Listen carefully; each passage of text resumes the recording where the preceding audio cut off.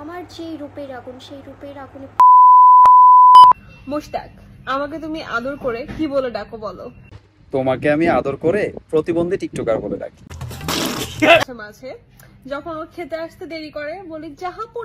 আহ, কি প্রেম! তোমাদের প্রেম দেখে তো আমি মুগ্ধ।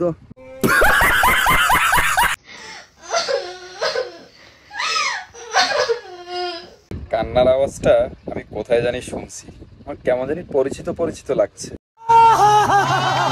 আমার সাথে আছে আমার বিলাভড হাজবেন্ড খন্দকার মুশতাক আহমেদ।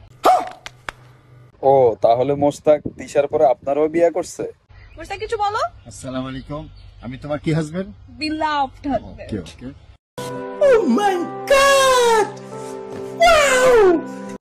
সত্যি কথা বলতে আমার অনেক খারাপ লাগতেছে, আহারে, কেন এত খারাপ লাগতেছে আপনার? কারণ আমি এর জন্য দায়ী। अरे कहना क्या चाहते हो? আমার যেই রূপের আগুন সেই রূপের আগুনে। হ্যাঁ হ্যাঁ হ্যাঁ, আপনার রূপের আগুনের কাছে তো ক্যাটরিনা কাইফও ফেল। मजा आया।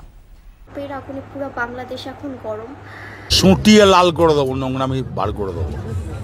সো আমার খারাপই লাগতেছে যে এত পরিমাণের গরম, এত পরিমাণের তাপমাত্রা আমার জন্য।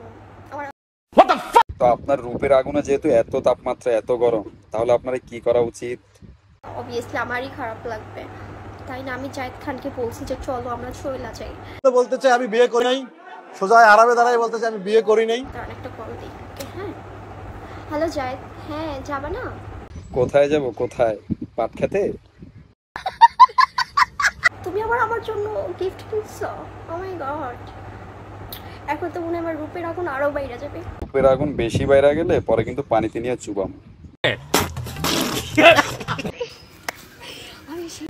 এই হাততালিটা আমি কোথায় জানি দেখছি, কারা জানি দেয়, আপনারা বলুন তো। মাশাআল্লাহ, সেই রেজাল্ট করছে, অনেক ভালো রেজাল্ট। আজকের দিনটা তোমার জন্য অনেক বেশি ভালো, আমি পাগল হয়ে যাব। পাগল হবেন কি, আপনি তো আস্তে একটা পাগলই।